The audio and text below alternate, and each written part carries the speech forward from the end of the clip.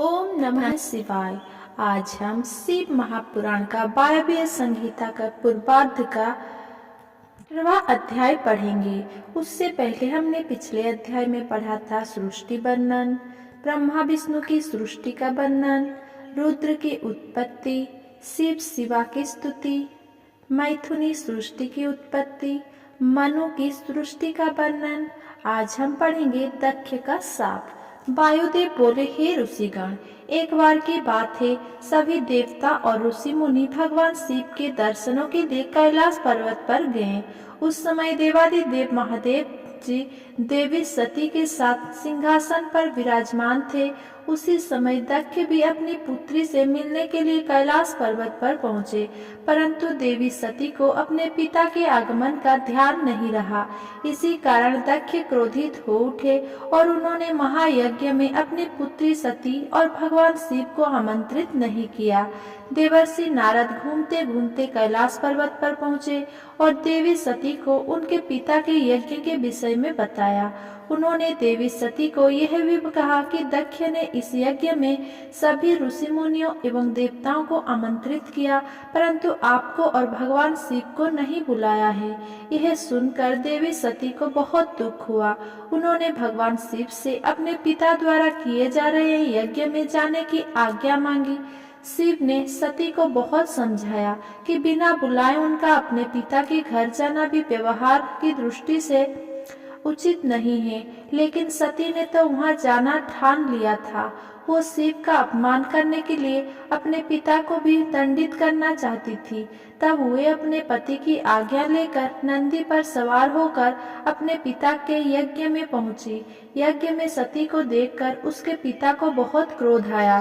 सती बोली, हे पिताजी, मैं आपकी कन्या हूँ, आपने मुझे यज्ञ में क्यों नहीं बुलाया? मेरे पति शिव तो सबके स्वामी हैं, यह चराचर जगत उन्हीं के अनुकंपा से चलता है। उन्हें तो आपने पूछा भी नहीं। आपने उनका अपमान करके अच्छा नहीं किया। देवी सती के वचन सुनकर दक्ष अत्यंत क्रोधित होकर बोले, मेरी अन्य सभी कन्याएं वो उनके पति सुपात्र एवं पूजनीय है। सब देवता तथा ऋषि मुनि भी पूजनीय है, इसीलिए वे सब यज्ञ में आमंत्रित किए गए हैं, परंतु तुम और तुम्हारा पति इस यज्ञ में आने योग्य नहीं हो। अपने पिता के ऐसे वचन सुनकर सती को बहुत दुख हुआ और वे बोली, शिव निंदा सुनना शिव द्रोह करना है, मैं अपने पति की निंदा नहीं सुन सकती। ये कहकर उन्होंने योगाग्नि में अपने शरीर को भस्म कर दिया। उधर जब शिव जी को पता चला कि उनकी पत्नी का यज्ञ में अपमान हुआ है, तब उन्होंने दक्ष को शाप दे दिया।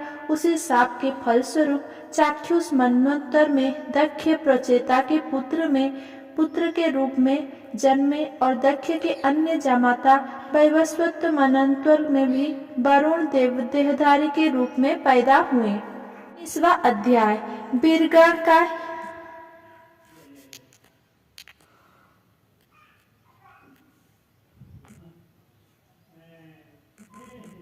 19वां अध्याय वीरगण का यज्ञ में जाना। ऋषिगण बोले, हे वायुदेव, प्रजापति दक्ष तो धर्म के कार्य में लगकर महायज्ञ कर रहे थे, फिर भगवान शिव ने उनका यज्ञ क्यों भंग किया?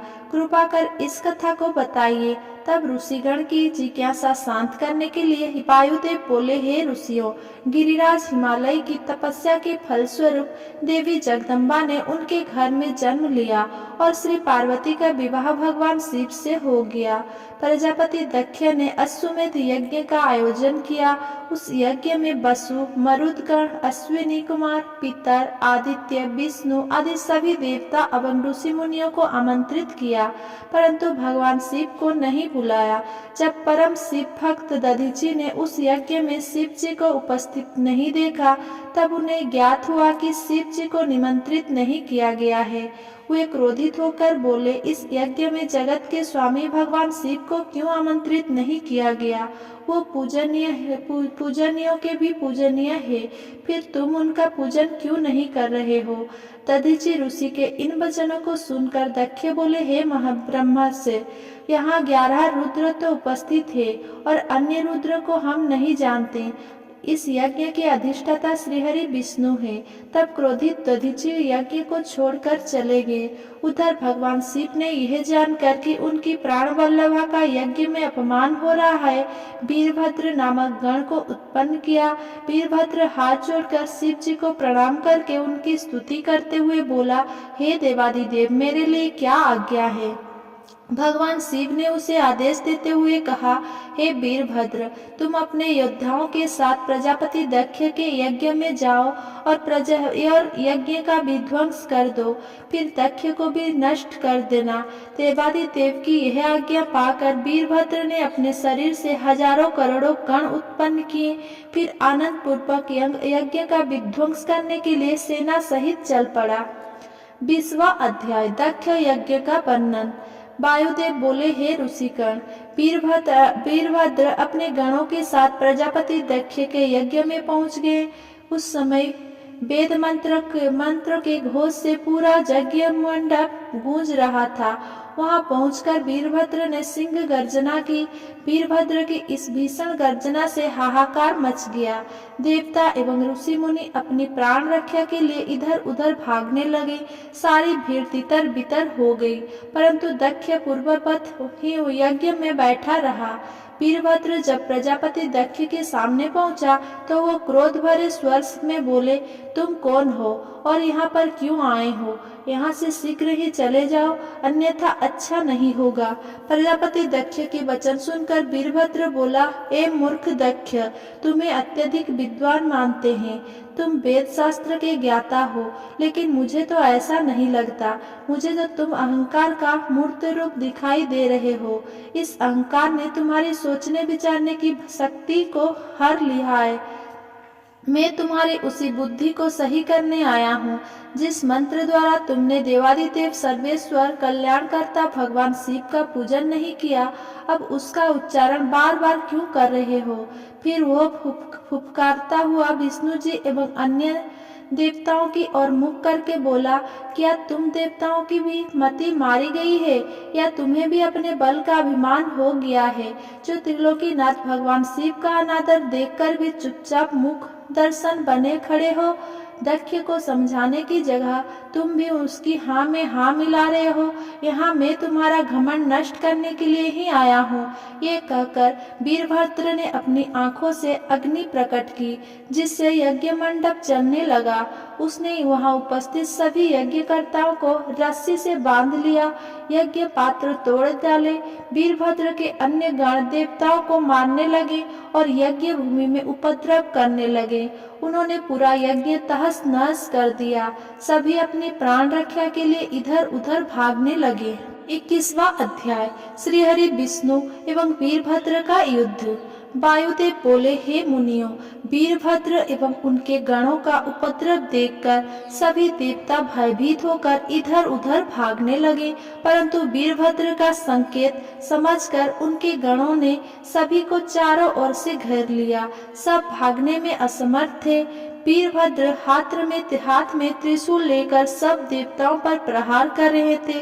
वीरभद्र ने सरस्वती की नासिका, अदिति का हाथ, अग्नि की बाहु, भगदेव की आंखें, पूषा की दांत तोड़कर घायल कर दिया। इस प्रकार का दृश्य देखकर सभी भयभीत थे। दक्ष ने श्रीहरि विष्णु से यज्ञ की रक्षा करने की प्रार्थना की।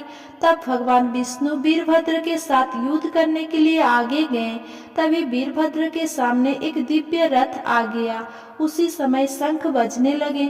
युद्ध का आरंभ होने पर सब देवता एवं ऋषिगण वहां वीरभद्र और श्रीहरि विष्णु का युद्ध देखने लगे। श्रीहरि ने स्वर्ग धनुष पर बाण चढ़ाकर वीरभद्र पर प्रहार किया तो वीरभद्र ने भी अपनी धनुष पर टंकार की दोनों ओर से भयानक बाण वर्षा होने लगी। वीरभद्र द्वारा चलाए गए एक भयानक तीर ने श्रीहरि विष्णु को मूर्छित कर दिया। वे पृथ्वी पर गिर पड़े। कुछ देर पश्चात होश में आने पर वे पुनः युद्ध करने लगे। वीरभद्र ने विष्णु जी के सभी बारों को बेकार कर दिया। फिर विष्णु जी और उनके वाहन गरुड़ को भी घायल कर दिया। तब क्रोधित होकर विष्णु जी ने सुदर्शन चक्र उठा लिया और उसे वीरभद्र पर चलाया, परंतु शिव जी की कृपा कृपा से वो चल ही नहीं पाया। 22वां अध्याय देवताओं पर शिव कृपा। तत्पश्चात वीरभद्र के अन्य गणों ने भी सभी देवताओं को बंदी बना लिया। तब ब्रह्मा जी वीरभद्र से प्रार्थना करने लगे कि वे देवताओं को दंड ना दें। तब वीरभद्र उन सब देवताओं को बांध कर शिव जी के पास ले गए। शिव जी के समक्ष पहुंचकर श्री विष्णु बोले, हे देवादिदेव, आप सत्वगुण, रजोगुण और तमोगुण के स्वामी हैं, सब विद्याओं के भंडार है और अभिमानियों का अभिमान का नाश करने वाले हैं। आप ही दुनिया के दुखों को दूर करने वाले हैं। ब्रह्मा जी बोले, हे कृपा निधान, आपके भक्त वीरभद्र ने दक्ष का यज्ञ पूरा तहस नहस कर दिया है। उसने अनेक देवताओं को घायल कर दिया है। वीरभद्र ने प्रजापति दक्ष को भी मार दिया है। प्रभु, हम सब हाथ जोड़कर आपकी शरण में आए हैं।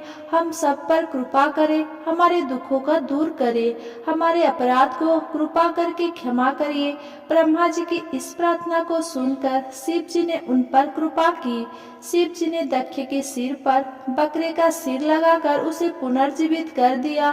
जीवित होने पर दक्ष शिव जी से क्षमा याचना करने लगा और उनकी स्तुति करने लगा। तत्पश्चात त्रिलोकीनाथ शिव की कृपा से सभी देवताओं के सारे घाव सही हो गए और जो देवगण मर गए थे वो पुनः पुनर्जीवित हो गए। सब देवता सर्वेश्वर शिव की महिमा का गान करते हुए वापस लौट गए। 23वां अध्याय मंदराचल पर निवास। वायुदेव बोले, हे ऋषिगण, एक बार की बात है, मंदराचल पर्वत ने शिव जी को प्रसन्न करने के लिए कठोर तपस्या की। प्रसन्न होकर भगवान शिव ने देवी पार्वती सहित वहां निवास किया। उस समय मंदराचल पर्वत अनेक मणियों से चमकता हुआ अनेक गुफाओं से शोभायमान हो रहा था। शिव जी पार्वती जी के साथ वहां अनेक लीलाएं रचने लगे। इस तरह बहुत समय बीत गया। दूसरी ओर संसार में प्रजा का विकास तेजी से हो रहा था। उसी समय शुंभ और निशुंभ नाम के दो दानवों ने ब्रह्मा जी की कठोर तपस्या करके उनसे अवध्य रहने का वर मांग लिया था। ब्रह्मा जी ने वर देते हुए कहा कि यदि तुम जगदम्बा के अंश से उत्पन्न कन्या को पाने की अभिलाषा करोगे तो निश्चय ही तुम्हारा विनाश हो जाएगा। तब उन्हें वर देकर ब्रह्मा जी अंतर्ध्यान हो गए। वरदान पाकर शुंभ निशुंभ बलवान होने के साथ साथ अभिमानी भी हो गए थे। उन्होंने देवताओं पर आक्रमण करके देवताओं को हरा दिया और इंद्र के स्वर्गासन पर अपना कब्जा कर लिया। दोनों ने धर्म का नाश करना शुरू कर दिया। पूरा संसार उनके अत्याचार से दुखी हो रहा था। सब देवता दुखी होकर भगवान शिव की शरण में गए। तब शिव जी ने उन्हें आश्वासना देकर भेज दिया। इस कार्य को करने के लिए देवी पार्वती को कुंद करना आवश्यक था। इसीलिए शिव जी ने स्त्रियों की बुराई करनी शुरू कर दी। तब क्रोधित होकर देवी बोली, हे स्वामी, आपको मेरा सांवला रंग नहीं सुहाता है, इसीलिए आप ऐसे बातें कर रहे हैं। अब मैं जा रही हूँ और ब्रह्मा जी की तपस्या करूंगी। ये कहकर क्रोधित देवी पार्वती वहाँ से चली गई। 24वां अध्याय काली का उत्पत्ति। वायुदेव बोले, इस प्रकार क्रोधित होकर देवी वहां से चली गई। फिर वे अपने माता पिता से मिलने के लिए हिमालय पहुंची और फिर उनका आशीर्वाद लेकर तपस्या करने के लिए चली गई। परम दिव्य और मनोरम स्थान देखकर वे तपस्या में बैठ गई। वे प्रतिदिन स्नान करके धूप दीप आदि से पूजन करती और मन में ब्रह्मा जी का स्मरण करते हुए उनकी आराधना करनी आरंभ कर दी। एक दिन भगवती तपस्या में लीन थी। उसी समय एक उग्र सिंह वहां आ गया, परंतु देवी के तेज के प्रभाव से वो आगे ना बढ़ सका। वो दिन रात मूर्ति बनकर वहीं देवी के सामने खड़ा रहा। उसे देखकर देवी ने सोचा कि यज्ञ सिंह हिंसक जानवरों से मेरी रक्षा करने के लिए यहाँ खड़ा है। देवी की कृपा दृष्टि से वो सिंह पापों से मुक्त हो गया और देवी की सेवा में लग गया। दूसरी ओर सभी देवता दैत्य द्वारा किए जा रहे हैं उपद्रवों से बहुत दुखी थे। बहुत दुखी होकर वे सभी ब्रह्मा जी की शरण में गए और उन्हें अपना दुखड़ा सुनाया। देवताओं को सहायता का आश्वासन देकर ब्रह्मा जी देवी के समक्ष पहुँचे। देवी कठोर तपस्या में लीन थी। ब्रह्मा जी को इस प्रकार सामने पाकर देवी ने प्रणाम किया। तब ब्रह्मा जी बोले, हे भगवती, आप तो सबका कल्याण करने वाली तथा सभी तपस्याओं का फल देने वाली हो, फिर आप इस तरह कठोर तपस्या क्यों कर रही है? ब्रह्मा जी के पूछे प्रश्न का उत्तर देते हुए देवी बोली, हे ब्रह्मा जी, सृष्टि के आरंभ में आप भगवान शिव से उत्पन्न हुए हैं, इसीलिए आप मेरे पुत्र हैं। प्रजा बुद्धि के लिए भगवान रुद्र आपके मस्तक से प्रकट हुए, इसलिए आप मेरे ससुर हैं। अपना दुख आपके को बताकर मैं उससे मुक्त होना चाहती हूँ। मैं अपना काले रंग का शरीर त्याग कर गौरी बनना चाहती हूँ। तब ब्रह्मा जी ने कहा, हे देवी, जैसा आप चाहती है वैसा ही होगा। आप अपने काले वर्ण का त्याग कर गौर वर्ण धारण करें। देवी आपका वही काला वर्ण दैत्यराज शुंभ निशुंभ का वध करके इस संसार को उनके पापों से मुक्त करेगा। तभी देवी ने काले रंग का त्याग कर गोरा रंग धारण कर लिया। भगवती के काले वर्ण से मेघा और समान श्याम वर्णी कौशिकी नामक कन्या उत्पन्न हुई। वो योगिनी अष्टभुजा वाली तथा शंख चक्र एवं त्रिशूल आदि आयुधों से सुशोभित थी। ब्रह्मा जी ने देवी कौशिकी को शुंभ निशुंभ का वध करने के लिए शक्ति प्रदान की।